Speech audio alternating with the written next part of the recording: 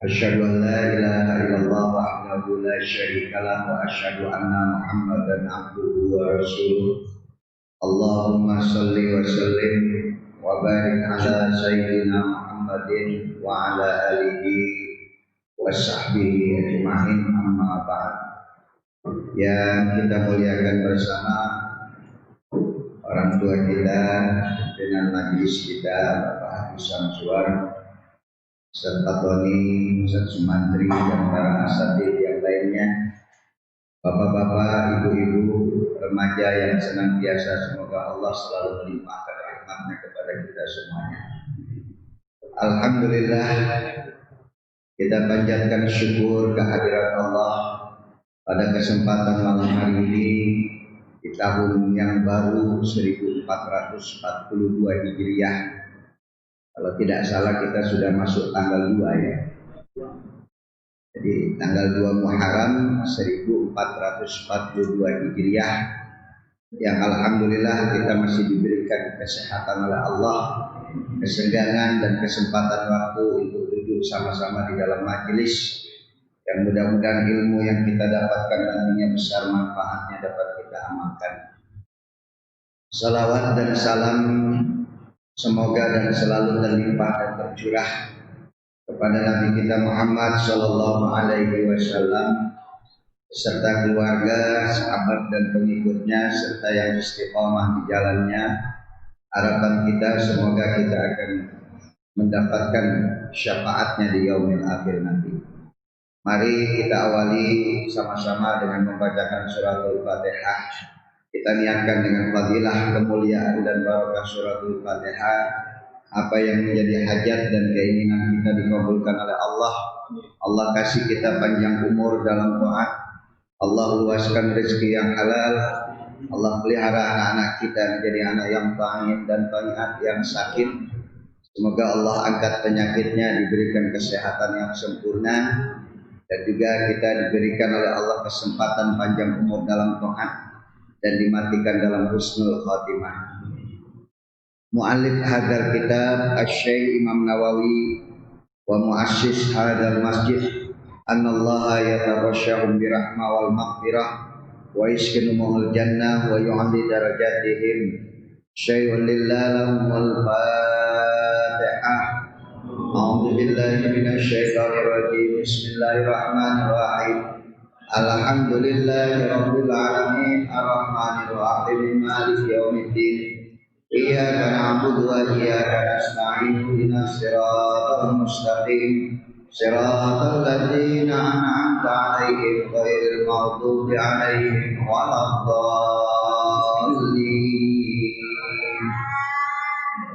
Ya Rabbi bil Mustafa balligh maqasidana wa ighfir lana ma madha ya wasi'al karami.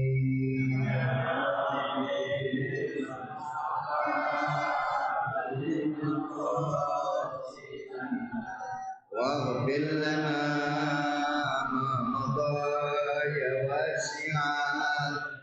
محمد سيد الكونين والثقلين والفريقين من عرب ومن عجم.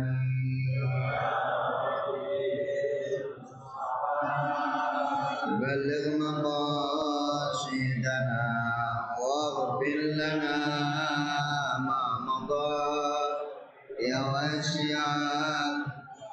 والحبيب الذي ترجى شفاعته لكل حول من الأول مقتحم.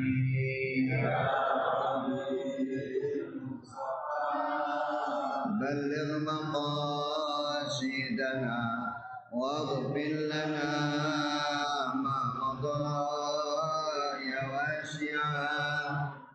Allahumma salli wa sallim wa barik alaihi wa ala alihi.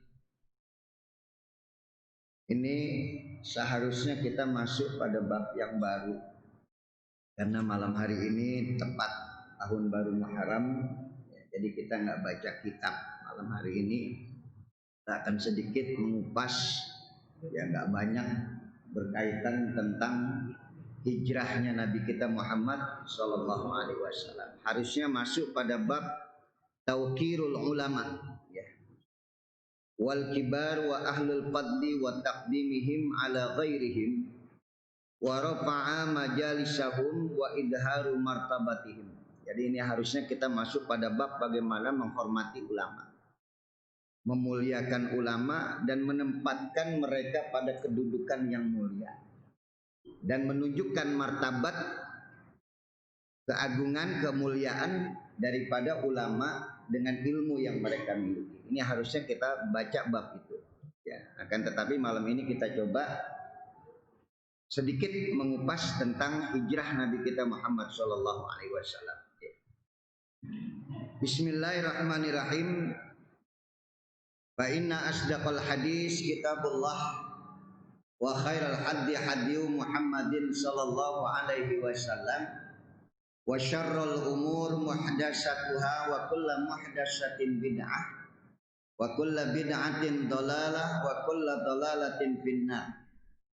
Wa bisanadil muttasili ilal imamil muallif rahimahullahu ta'ala wa adaman naf'a bihi wa bi barakati ulumihi wa bikum fid darain qala. Bapak Ibu jamaah yang mulia, bahwa ketika dakwah Nabi sudah dibendung, ketika Nabi sudah diintimidasi, bahkan sampai pada akhirnya keputusan untuk membunuh Nabi kita Muhammad sallallahu alaihi wasallam.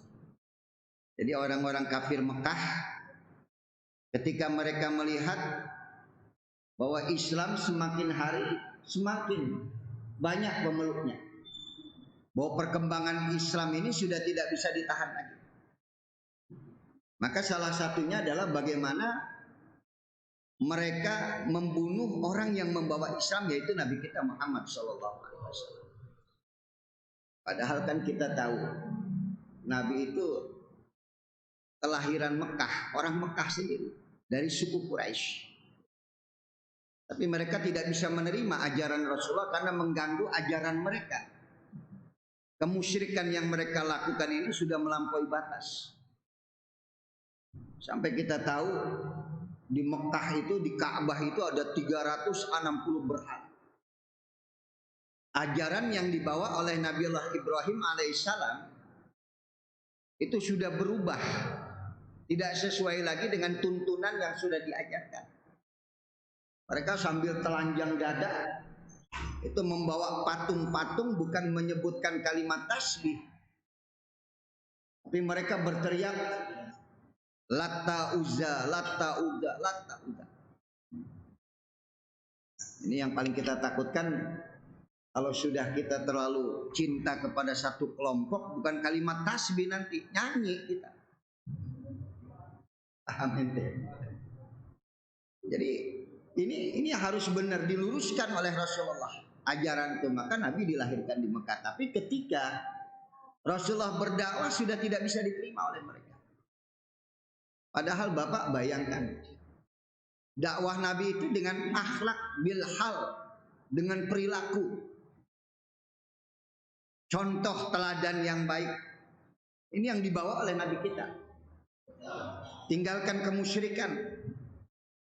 Secara logika, secara nalar saja itu nggak ada manfaatnya buat kalian. Akan tetapi mereka semakin hari semakin marah, sehingga mereka mengambil keputusan untuk membunuh Nabi kita Muhammad Sallallahu Alaihi Wasallam. Sehingga Allah perintahkan Nabi untuk berhijrah dari kota Mekah ke kota Madinah yang dulu disebut dengan Yasrib. Ya, ambil keputusan. Akhirnya Nabi pakai strategi ini. Bagaimana supaya keberangkatan beliau tidak diketahui oleh orang. Karena apapun juga itu mesti pakai aturan, strategi, rencana yang matang. Ini satu, Pak, yang bisa kita ambil kesimpulan dari hijrahnya Nabi kita Muhammad SAW.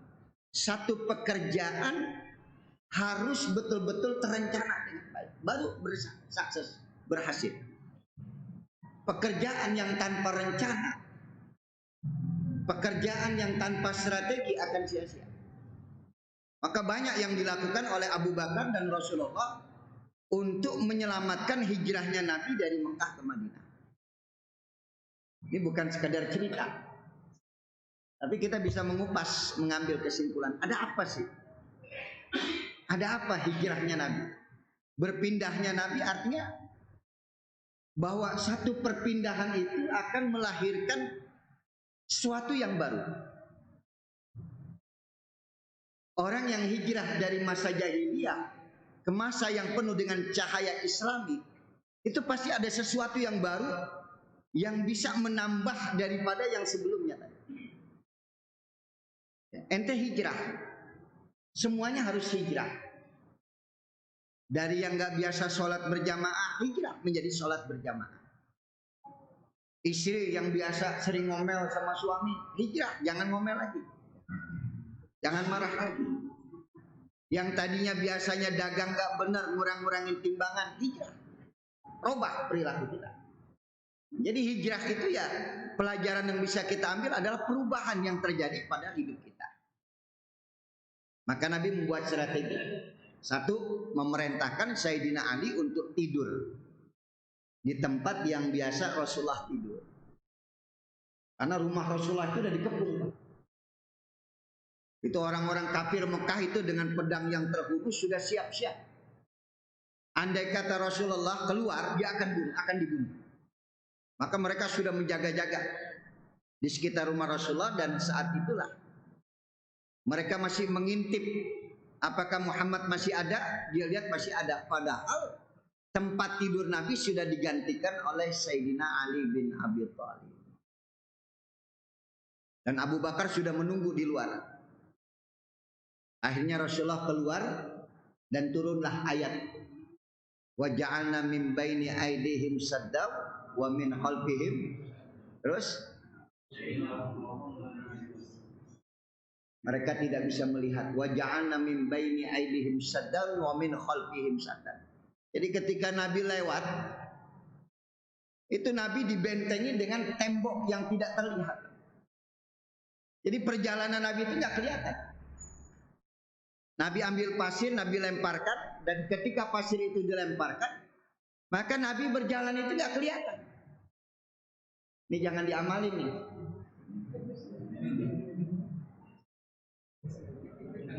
Bukan, ini aki-aki pulang malam biar nggak ketahuan bini. Dia baca wa ja'alna min baini aydihim sadda wa min sadda. Pak, ini khusus buat Nabi kita Muhammad Shallallahu Alaihi Wasallam. Ya, padahal tuh di depan, di kiri kanan Nabi itu orang jalan-jalan itu dengan pedangnya, dan mereka tidak melihat Rasulullah Shallallahu Alaihi Wasallam. Saya ingat dulu cerita, ya, ulama-ulama dulu Allah berikan kelebihan di luar daripada kemampuan manusia. Masih ingat itu, sering diungkapkan. Ada cerita bagaimana pimpinan Pondok Gontor itu akan dibunuh oleh PKI.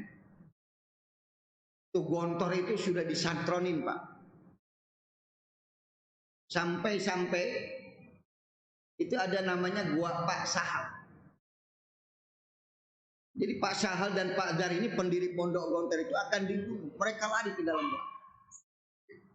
Dan itu PKI pernah diceritakan oleh orang-orang kampung sekitar. Ketika mereka akan membunuh Pak Sahal, almarhum Allah yarham, itu mereka bawa foto, yang dibawa adalah foto Pak Sahal, dan yang ditanya adalah Pak Sahal. Jadi mereka bawa foto Pak Sahal, yang ditanya itu Pak Sahal. Kenal kiai ini ya? Yang ditanya sang kiai. Dan kiai mengatakan, saya nggak kenal orang ini. Di mana saya tempatnya nggak tahu. Apa dia mungkin sudah lari kemana itu? Padahal yang ditanya beliau. Dan PKI itu berenang itu di halaman pondok. Dianggap itu lautan kali. Allah berikan kelebihan kepada orang-orang yang diberikan oleh Allah karena kedekatannya dengan Allah Subhanahu wa ta'ala. apalagi Rasulullah Shallallahu Alaihi Wasallam. Makanya Nabi ambil pasir, Nabi lemparkan, dan Nabi berjalan tidak terlihat. Kemudian Abu Bakar sudah menunggu membawa 2 ekor onta, diberikan satu kepada Rasulullah. Onta itu namanya Puswah. Mau dibayar sama Rasulullah itu onta, nggak mau. Abu Bakar, jangan bayar ya Rasulullah, hadiah buat engkau. Oh enggak, saya harus bayar. Hadiah tenang. Ini onta buat engkau sebagai hadiah, enggak, saya mesti bayar. Teladan yang baik. Ustadz kira-kira kalau dikasih motor, nggak usah Ji, nggak usah. Anda bayar aja, enggak buat Ustadz ya alhamdulillah. Bener nggak? Wih, ada nggak Ustadz dikasih pakai nolak? Padahal ulama warasatul anbiya. Nah, kalau saya dulu, ibu saya sebelum saya jadi mulai ngajar, itu ibu saya cuma ngomong begini, kamu nanti bakal jadi kiai, kamu bakal jadi ustadz. Pesan ibu satu, jangan celutak. Kalau orang Betawi bilang jangan celutak, jangan celamitan sama orang. Kalau nggak punya sesuatu diem aja. Kenapa? Kalau kamu ngomong dibeliin sama murid. Ini saya ngomong malam ini nggak punya rokok aja, pasti ada yang beliin. Benar nggak? Orang saya nggak ngomong aja udah disiapin. Ini ada nih yang pulang suka nyelipin itu ya. Padahal saya nggak pernah ngomong. Kalau Rasulullah ditolak, kalau saya alhamdulillah. Jadi ketika Rasulullah diberikan onta, kata Nabi jangan. Saya bayar. Akhirnya dibayar oleh Rasulullah 400 dirham. Maka Nabi melalui jalan yang tidak pernah biasa dilewati oleh kabilah. Melalui selatan. Jalan yang sangat membahayakan buat orang berjalan. Dan Nabi tidak langsung Pak hari itu juga berangkat ke Madinah, tidak. Tapi Nabi berdiam dulu di Jabal Sur. Gua Sur. Ini mungkin yang pernah pergi haji tahun 80-an itu masih boleh Pak. Saya tahun 80 pergi haji sempat Jabal Nur, Jabal Sur nyampe. Jabal Nur itu lebih curam. Tapi kalau Jabal Nur itu dia agak mendatar tapi jauh. Kita masuk ke Jabal Sur. Itulah tempat persembunyian Nabi bersama dengan Abu Bakar As-Siddiq. Dengan satu strategi, Nabi tidak melewati jalan yang biasa dilewati oleh manusia. Melalui jalan yang tidak pernah dilewati oleh manusia, melalui jalan selatan. Dan pasti jaraknya lebih jauh lagi. Akhirnya Nabi berdiam bersama dengan Abu Bakar As-Siddiq di Jabal Sur. Dan memerintahkan putra daripada Abu Bakar untuk memberikan laporan.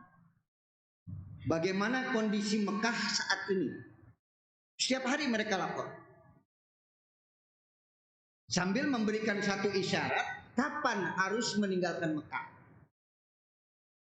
Karena bahaya Pak. Kalau hari itu juga Rasulullah berangkat dengan Abu Bakar, terkejar dengan kuda mereka. Dan Nabi hanya dengan ontak saja. Maka itu orang yang diperintahkan oleh Abu Bakar, putra Abu Bakar itu memberikan laporan kepada bapaknya, ayahnya, dan kepada Rasulullah. Jangan berangkat sekarang. Jangan berangkat sekarang. Orang-orang di Mekah lagi panik dan marah mereka luar biasa. Sampai mereka kumpulkan anak-anak muda, jago perang, untuk mengejar Muhammad dengan Abu Bakar. Jangan berangkat sekarang. Memberikan laporan malam, kemudian sebelum subuh mereka sudah ada di Mekah, putra Abu Bakar. Sehingga orang tidak tahu kalau ternyata Rasulullah dengan Abu Bakar punya mata-mata yang memberikan laporan kondisi keadaan yang ada di mana Pak? Mekah. Dan ada yang membawa makanan juga kepada Abu Bakar dan Rasulullah. Dan ada penggembala kambing Pak. yang tugas mereka menghapuskan jejak-jejak langkah yang dilalui oleh putra Abu Bakar. Kan orang-orang jago perang itu tahu. Ya, dia tahu ada di padang pasir ada bekas kaki, langkah kaki. Wah, ini kemana arahnya? Maka itu penggembala kambing itu tugasnya itu menghapuskan jejak langkah kaki manusia. Sehingga persembunyian Rasulullah dengan Abu Bakar selama 3 hari tidak diketahui. Sampai satu waktu ketika Rasulullah sedang tertidur di pangkuan Abu Bakar, tiba-tiba ada binatang yang menggigit kaki Abu Bakar. Ketika Abu Bakar ingin berteriak, Abu Bakar melihat di depan pintu goa itu ada kaki-kaki anak-anak muda yang jago perang yang ditugaskan untuk mencari Nabi dengan Abu Bakar. Dengan pedang yang terhunus, dengan amarah yang sangat meluap. Dan mereka dijanjikan untuk mendapatkan, saya lupa, 100 atau 400 ekor onta. Siapa yang bisa membunuh Muhammad dengan Abu Bakar akan diberikan hadiah. Dan ketika Abu Bakar akan berteriak, kalau dia teriak pasti kedengeran di luar. Maka sampai Abu Bakar menahan rasa sakit dari gigitan binatang tadi. Ada yang mengatakan kalajengking, ada yang mengatakan ular, sampai menetes air mata Abu Bakar jatuh ke muka Rasulullah. Dan Rasulullah terbangun. Ayo syai Abu Bakar. Ada apa Abu Bakar? Musuh ada di depan pintu gua ya Rasulullah. Kata Nabi, la takhaf wa la tahzan. Innallaha ma'ana. Kamu enggak perlu takut, enggak perlu sedih wahai Abu Bakar. Allah bersama kita. Insyaallah kita selamat. Tiba-tiba ada binatang yang membuat sarang, yaitu binatang laba-laba di depan pintu gua. Dan ada burung dara atau merpati yang bertelur. Sehingga ketika mereka akan masuk ke dalam gua, mereka berpikir nggak mungkin ada manusia di sini. Karena pintu gua tertutup dengan apa tadi? Kalau ada manusia, pasti sarang laba-laba ini akan rusak. Maka di dalam Al-Quran itu kan ada nama-nama binatang yang dijadikan maudhu judul daripada surah. Ada surah Al-Ankabut, ada surah An-Naml, ada surah apa lagi? An-Nahl, ada surah apa lagi? Al-Baqarah, ada surah apa lagi? Al-Fil, gajah. Kenapa Allah memberikan nama-nama surah itu dengan nama binatang? Bukan sekedar nama binatang itu saja Pak, bukan. Tapi kita belajar dari karakter yang ada pada binatang tadi. Al-Ankabut, laba-laba. Ente tahu sifatnya laba-laba? Bapak Ibu tahu laba-laba karakternya apa? Semua serangga yang masuk ke sarang laba-laba mati. Bahkan pejantannya pun dia bunuh. Tapi di satu sisi ternyata laba-laba menyelamatkan persembunyian Rasulullah dengan Abu Bakar. Maka banyak orang yang karakternya kayak laba-laba. Kalau laba-laba masih mendingan bikin sarang di depan pintu gua. Ada orang yang hidupnya mencelakakan orang lain. Sampai orang tua kita bilang, lu jangan main sama dia, jangan dekat-dekat sama dia. Berabe, repot, rusak lu. Ada nggak manusia yang kayak gitu? Jadi aura yang keluar dari dia itu adalah aura yang buruk yang membuat orang lain itu ngikut perilaku dia. Maka sampaikan bahasa orang tua kita dulu pernah ngomong apa? Siapa yang bergaul dengan tukang minyak wangi akan kena apanya? Siapa yang bergaul dengan, ini jangan mentang-mentang saya ngomong begini nggak ada yang mau deketin tukang ikan gitu. Maksudnya ente bergaul dengan seseorang, maka aura yang keluar pada dirinya itu akan berpengaruh terhadap diri kita. Maka yang namanya an-nakhl itulah karakternya orang yang beriman. Orang mukmin itu karakternya seperti an-nakhl. Kenapa? Lebah itu tidak akan pernah ada di tempat sampah. Lebah itu nggak pernah ada di tempat yang buruk, dia selalu ada di sari putih bunga. Dia selalu ada di tempat-tempat yang indah. Dan dia meninggalkan sesuatu yang bermanfaat buat manusia. Apa yang ditinggalkan oleh an-nahl? Madu. Ada lagi surah An-Naml. Apa itu An-Naml? Semut. Bapak Ibu tahu karakternya semut apa? Gemar mengumpulkan makanan. Padahal makanan yang dikumpulkan oleh semut umurnya lebih pendek yang mengumpulkan daripada yang dikumpulkan. Semut itu umurnya pendek, Pak. Tapi gula yang dia kumpulkan, makanan yang dia kumpulkan tersisa. Gak sempat dia nikmati. Maka dalam surah An-Naml itu ada cerita tentang Nabi Allah siapa? Sulaiman alaihi salam. Dalam surah An-Naml cerita Nabi Sulaiman. Karena karakternya Nabi Sulaiman itu kayak semut. Nabi Sulaiman itu gemar mengumpulkan harta. Dia punya kerajaan gak ada yang bisa menandingi. Dia punya kekayaan yang sesudah itu gak ada lagi yang punya selain daripada Sulaiman alaihissalam. Maka boleh dikatakan Nabi Sulaiman itu multi talenta. Apa aja dia bisa. Dia bisa mengendarai angin terbang. Kendaraannya Nabi Sulaiman itu angin. Makanya kalau Amerika bikin film Superman, itu kan rekayasa aja untuk menunjukkan kesuperpoweran Amerika. Wah, dia terbang. Pokoknya tangannya digenggam langsung terbang. Bohong. Manusia yang bisa terbang cuma satu, Nabi Sulaiman alaihissalam. Dan itu pun dia mengendarai angin. Itu Nabi pernah menceritakan. Laqad hamalat Sulaimana ibnu Dawud ar-rih. Telah mengendarai Sulaiman bin Daud angin. Wa huwa muttaqi, dan Nabi Sulaiman senderan. Begini nih Pak, Bu. Nabi Sulaiman senderan begini dia. Ketika Nabi Sulaiman senderan wa huwa muttaqi, fa'ajab. Timbul kekaguman terhadap dirinya sendiri. Jadi Nabi Sulaiman kagum terhadap dirinya sendiri. Subhanallah. Saya ini Nabi yang diberikan keistimewaan oleh Allah. Saya bisa bicara dengan binatang. Kendaraan saya angin.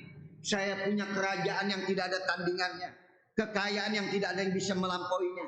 Ketika timbul kekaguman terhadap dirinya, fa'ajab wahtala, dan timbul kesombongannya.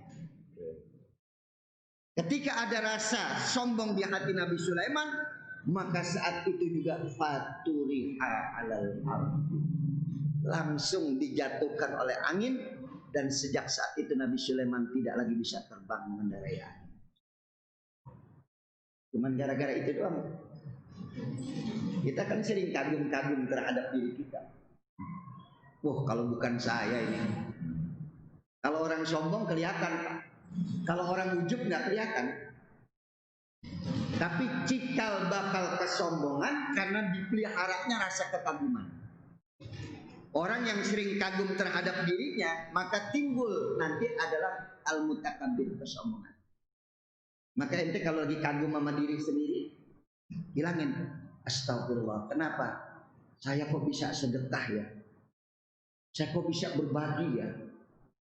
Saya kok bisa ngaji tidak seperti yang lain? Saya bisa sholat berjamaah, subhanallah. Kalimat yang keluar tasbih, tapi di dalamnya ada rasa ujub. Heran. Kenapa mesti dia herankan? Kalau nggak ada kekuatan Allah, antum nggak bisa kayak begitu. Jadi nggak perlu heran. Ini perempuan heran terhadap kecantikannya. Lambat laun kecantikan itu akan pudar. Nggak usah diherankan. Itu contoh Nabi Sulaiman, Pak. Apa yang dimiliki oleh Nabi Sulaiman itu dahsyat, luar biasa. Maka dia ada di dalam surah An-Naml. Tapi sayang tadi, di antara Nabi yang paling pendek umurnya adalah Nabi Sulaiman alaihissalam. Makanya kan ada orang kaya pendek umurnya. Ada orang miskin susah kebelangsak panjang umur. Mendingan mana?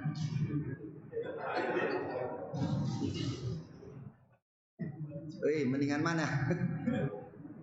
Kaya, harta berlimpah, tapi umur pendek. Tetapi miskin, hidup kebelangsak, susah, panjang umur, mendingan mana? Tuh, ada yang bilang mendingan miskin juga. Mendingan kaya, panjang. Kesempurnaan nikmat nanti di akhirat, bukan di dunia. Kesempurnaan nikmat di akhirat, bukan di dunia. Ya. Jadi kembali pada cerita saya tadi, bagaimana Al-Ankabut, laba-laba itu menjaga Rasulullah SAW, sehingga pada saatnya ketika musuh sudah pergi semuanya, mata-mata yang diperintahkan oleh Nabi datang kepada Abu Bakar dan Rasulullah. Ya Muhammad SAW, ya hai Abu Bakar, hari ini juga kamu berangkat tinggalkan Mekah, berangkat ke Madinah. Perjalanan 7 hari. Tinggalkan Mekah hari ini, saat sekarang, tinggalkan Mekah. Berjalan kau sekarang. Mereka sedang terlena, ya. Mereka sedang kebingungan. Tidak tahu apakah engkau sudah berjalan atau tidak. Tapi saat ini mereka sedang lengah, maka engkau berangkat. Berangkatlah Rasulullah bersama Abu Bakar As-Siddiq dengan rencana yang matang. Ya. Jadi sesuatu itu harus punya strategi. Umat Islam kalau nggak punya rencana, nggak punya strategi, kalah terus. Kita kadang-kadang kan cuma bilang begini, lihat orang kafir pada kaya, pada punya perusahaan. Tapi kenapa umat Islam yang Allah sayang sama kita, kok dikasih kehidupan kita seperti ini? Ya ente rencanakan supaya anak-anak kita, nanti keturunan kita tidak kerja kepada mereka, ente yang harus kaya. Anak-anak muda sekolah yang tinggi. Jangan kita mau di bawah terus. Lihat Utsman bin Affan, kekayaannya nggak habis-habis walaupun dia sudah meninggal dunia. Kita protes ketika anak-anak kita pada saat Natalan mereka harus pakai baju Sinterklas. Karena bosnya bukan Muslim. Tapi kalau bosnya Islam, Muslim, Masya Allah, setiap hari-hari besar Islam, kegiatan-kegiatan Islam itu mereka jadikan sebagai satu barometer bagaimana kekuatan perusahaan itu dengan keislamannya tadi. Yang harusnya kayak begini. Saya lihat itu bus apa itu? Antara Jawa itu. Arianto apa itu? Yang supirnya itu setiap jam waktu sholat harus berhenti. Bapak bisa bayangkan, itu kan contoh yang baik. Begitu datang waktu zuhur, berhenti kegiatan kerja, sholat, makan, kerja lagi. Kenapa kita harus berhenti? Karena setiap waktu itu kita harus melihat ke belakang dan ke depan. Kenapa ini diperingatin Muharram? Karena ada sesuatu dari peringatan itu yang menjadi catatan buat kita. Kita kalau jalan melulu Pak, nggak pernah nengok ke belakang, nggak pernah nengok ke depan, nyasar. Jadi ketika ente kerja, habis sholat subuh berangkat kerja. Begitu dekat waktu zuhur, berhenti sholat dulu, minta petunjuk dari Allah. Udah benar belum langkah kita? Minta kekuatan. Ntar sampai asar, berhenti lagi sholat asar. Begitulah cara hidup. Bukan cuma sekedar kita jalan terus tanpa ada istirahat, tanpa ada mengingat catatan yang sudah kita lakukan. Ini yang harus diingat nih. Kenapa sih 17 Agustusan kita peringatin? Ada catatan di situ. Bagaimana negeri kita ini dibela oleh ulama. Yang berkorban adalah ulama. Itu catatan, nggak bisa dibantah. Ente mau tutup-tutupin gak bakal bisa tertutupi. Kenapa peristiwa PKI kita peringatin? Supaya kita ingat kembali betapa kejahatannya yang sangat luar biasa terhadap ulama. Kenapa Muharram kita peringati? Juga sebagai catatan buat kita. Kalau tidak ada hijrahnya Muhammad Rasulullah SAW, Islam gak akan sampai ke negeri kita saat ini. Paham nih? Jadi ente mesti buat catatan. Hidup kita ini harus semuanya tercatat, bahwa kita disaksikan dan kita menyaksikan. Itu kalau mayit mau dikuburkan, itu ustadz habis nyolatin, begitu mayit mau dibawa, apa kata sang ustadz, kata sang kiai, ishadu, saksikan ala anna hadhil janadah min ahlul khair. Apakah catatan jenazah ini termasuk orang yang baik? Ente mati aja masih dicatat catatan ente. Jadi peringatan Muharram ini bukan sekedar peringatan, tapi dia menjadi catatan buat umat Islam. Ya, kita sudah melampaui hampir berapa abad lebih, 1442 Hijriah. Yang katanya menurut satu hadis yang sahih, bahwa umur umat Nabi Muhammad tidak akan lebih dan tidak akan kurang dari 1500 tahun. Sekarang kita sudah sampai 1442. 1500 dikurangin 1442. Tinggal berapa? 50 tahun lagi, 58 tahun lagi. Umur umat Nabi Muhammad berarti mesti dikurangi lagi dari hijrahnya Nabi. Berarti habisnya umat Nabi Muhammad enggak lama lagi, Pak. Artinya kiamat bentar lagi datang. Catatan lagi. Jadi kalau kita mencatat kenapa sekarang kezaliman merajalela di mana-mana, kemaksiatan ada di mana-mana, kita buka catatan tadi. Bagaimana hijrahnya Nabi? Oh iya, ternyata menurut catatan sebentar lagi akan datang hari kiamat. Cuman nggak tahu kapan datangnya. Tapi hitung-hitungan angka nggak akan lebih umur Nabi Muhammad, umat Nabi Muhammad dari 1500 tahun. Tidak akan lebih, tidak akan kurang. Kalau dikurangin 1442, tinggal 58 tahun lagi. Jadi kalau besok ntar nih keluar ngaji, ada yang nanya kiamat kapan? 58 tahun lagi.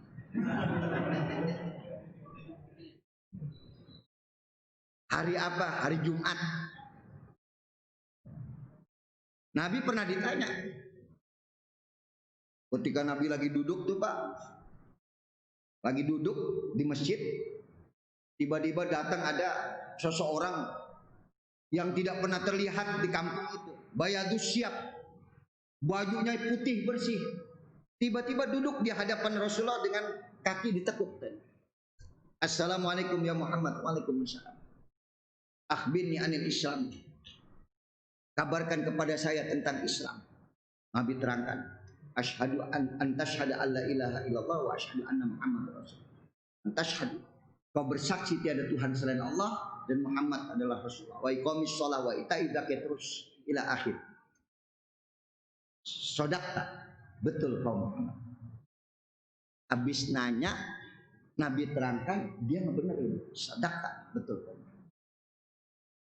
Umar di samping Nabi ngeliatin, siapa nih orang? Kurang adab, dia yang nanya, dia yang benerin. Ini kayaknya ngetes nih orang. Alas Muhammad, alas akhbirni anil iman. Kabarkan kepada saya apa itu tentang iman. Antuk minabillah wa malaikatihi wa kutubihi. Terangkan sampai Nabi ila akhir. Sadaqta, betul kau Muhammad. Kata Umar ada 2 kali. 2 kali ngomong begini. Ketiga kali nanya lagi. Akhbirni anil ihsan. Kabarkan kepada saya Muhammad apa itu ihsan. Nabi terangkan, anta'budallah ka'annaka tarahu fa ilam takun tarahu fa innahu yaraka. Ihsan itu adalah kau menyembah Allah seakan-akan kau melihat Allah. Kalau kau tidak sanggup melihat Allah, Allah melihat kamu. Sadaqta, betul kau Muhammad. Umar udah mau berdiri, ditahan sama Abu Bakar, jam aja. Tenang. Kita nggak tahu ini siapa orang ini. Tenang aja, tenang. Kurang adab kan? Baru yang keempat dia tanya, akhbirni anis sa'ah. Kabarkan kepada saya kapan kiamat itu. Jadi udah ditanya sama Nabi itu, sahabat udah nanya. Cuman itu bukan sahabat. Akhbirni anis sa'ah. Kasih tahu saya kapan kiamat itu akan datang, akan tiba. Nabi tersenyum. Apa kata Nabi? As-sa'il a'lam minal mas'ul. Kayaknya yang nanya lebih tahu deh dari yang ditanya. Jadi Nabi jawab, ente lebih tahu dari ana. As-sa'il a'lam minal mas'ul. Kayaknya ente lebih tahu daripada saya. Ya udah kalau begitu tanda-tandanya aja Muhammad. Kasih tanda-tanda oleh Nabi kita Muhammad SAW, tanda-tanda kiamat. Ketika perempuan sudah berubah menjadi laki-laki, tugasnya sudah berubah, laki-laki menjadi perempuan. Kemaksiatan merajalela di mana-mana. Itulah tanda-tanda kiamat. Sadaqta, betul Muhammad. Assalamualaikum warahmatullahi wabarakatuh. Mau diuber sama Abu Umar, duduk dulu kata Nabi. Ente tahu tadi siapa yang datang? Siapa yang Rasul? Huwa Jibril. Itu yang datang itu Jibril yu'allimuka, mengajarkan kepada kalian semua tentang Islam, tentang iman, tentang ihsan, tentang kiamat. Kata Abu Bakar sama Umar, untung tuh bapak ini dikepret sama Jibril, kelar bisa. Begitu diuber keluar dia hilang. Makanya Nabi mengasih tahu tentang kiamat itu sedikit sekali, pengetahuan tentang kiamat, tentang ruh sedikit sekali. Tanda-tandanya itu tadi, bahwa umur umat itu tidak akan lebih dari 1500, tidak akan kurang dari 1500. Makanya nggak usah heran kalau sekarang kita melihat pemaksiatan di mana-mana, kezaliman di mana-mana, ya memang sudah dekat waktunya. Ulama-ulama syuk udah mulai bermunculan. Orang berkiblat bukan lagi kepada ulama, tapi kepada yang syuk, yang jelek, yang kapasitas ilmunya tidak bisa dipertanggungjawabkan. Kan ada yang berdebat sama Felix Xiao tentang bendera. Kata Felix Xiao, kalau ente mau tahu mungkin tentang bendera yang ente bilang bendera HTI, saya lebih tahu. 15 kali saya bolak-balik Turki. Itu bukan bendera itu. Yang seperti ini akan bermunculan menjelang datangnya hari kiamat, fitnah-fitnah merajalela, sampai nanti fitnah yang kita takutkan adalah fitnah dari Dajjal. Sampai orang yang beriman bisa kufur kalau Dajjal sudah datang, karena Dajjal bisa menghidupkan orang yang mati hidup kembali. Fitnah sampai dia menganggap dirinya adalah Tuhan. Ya, lanjut perjalanan Rasulullah. Nabi berjalan, rupanya ketahuan Rasulullah sudah berangkat dari Mekah, meninggalkan Mekah. Semakin kencang tuh keinginan mereka untuk membunuh Rasulullah, sampai Suraqah kasih tahu teman-temannya, ente lewat utara. Kayaknya Nabi lewat utara, saya lewat selatan aja. Padahal tadi Suraqah pengen dapat hadiah sendirian. 100 ekor onta, lumayan. Kali dah berapa juta itu? Kalau sapi berapa sapi? 40. Kalau 40 juta kali 100, 4 miliar. Benar ya? Onta itu ada yang 80 juta. Berarti 8 miliar untuk membunuh Muhammad dengan Abu Bakar. Maka Suraqah lewat jalan selatan, dia uber, dia lihat ada kepulan debu. Nah, ini dia Muhammad dengan sekencang-kencangnya, dengan pedang yang terhunus. Tiba-tiba dekat dengan Rasulullah, kudanya tersungkur. Dan itu berulang-ulang sampai 3 kali. Terakhir nyerah Suraqah. Ini bukan orang sembarangan. Nggak mungkin manusia biasa. Kalau manusia biasa nggak kayak begini. Benar Muhammad adalah Rasul. Akhirnya dia datangi Rasulullah, dia minta maaf. Ya Muhammad, saya minta maaf. Tadi saya niat untuk membunuh engkau. Ternyata kau bukan manusia biasa. Kau adalah seorang Rasul. Maafkan saya. Dimaafkan sama Nabi. Sampai Rasulullah bilang sama Suraqah, bagaimana kalau nanti kau akan pakai gelang, 2 gelang dari Kisra? Kau nanti akan pakai 2 gelang milik kerajaan Kisra.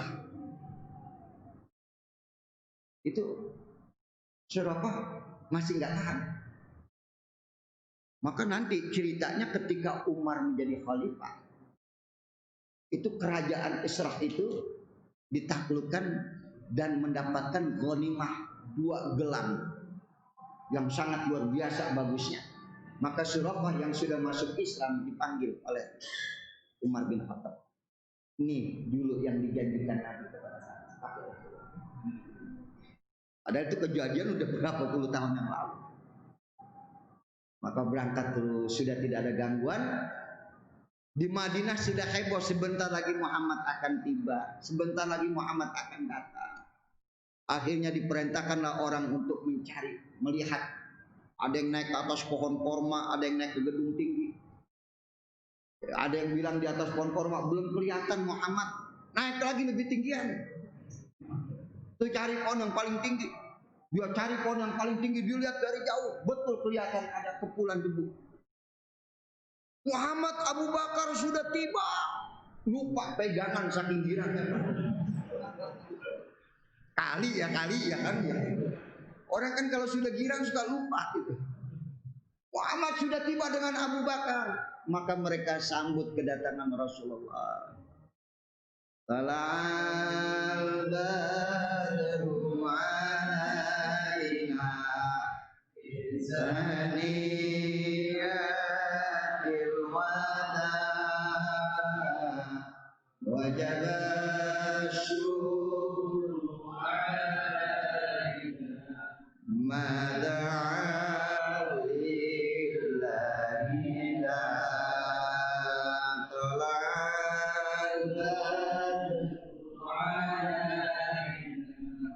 min saniyatil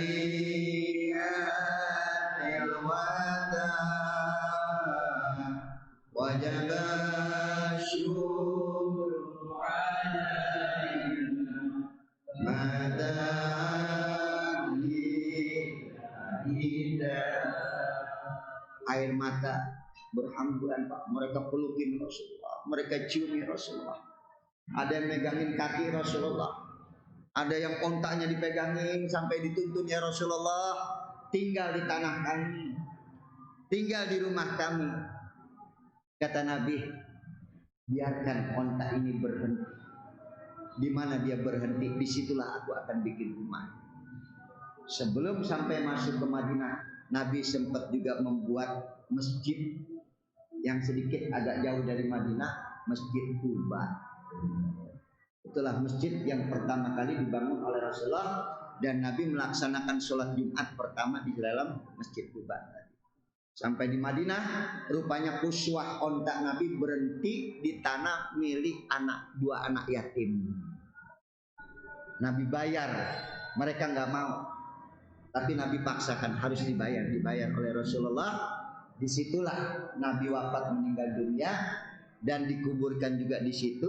Itulah yang kita sebut dengan Masjid Nabawi. Ya, jadi kalau Bapak melihat Masjid Nabawi, itu ada kubah hijau. Itulah rumah Rasulullah dan kuburan Rasulullah. Makanya Raudhah itu, taman surga itu adalah mimbar Nabi dengan kuburan Nabi. Antara kuburan dengan mimbarnya Nabi itulah yang disebut taman surga. Yang apabila kita sholat itu seakan-akan kita berada di dalam surga, karena mereka menjadi raudhah min riyadil jannah. Inilah catatan tentang hijrahnya Nabi, sesuatu yang tidak mungkin itu terjadi kalau tidak ada sesuatu itu. Yang ini harus kita pahami. Gak mungkin. Sama saya kemarin ngomong sama ente. Ente punya sayap, ente punya ranting berbuah. Nggak akan mungkin ada buah kalau tidak ada ranting. Tidak akan mungkin ada ranting kalau tidak ada batang. Maka apa yang kita dapatkan hari ini, apa yang kita peroleh hari ini tidak lepas dari batang. Siapa batang? Adalah orang tua kita. Maka jangan lupa, jangan kacang lupa sama apanya tadi. Emang ada kacang yang lupa?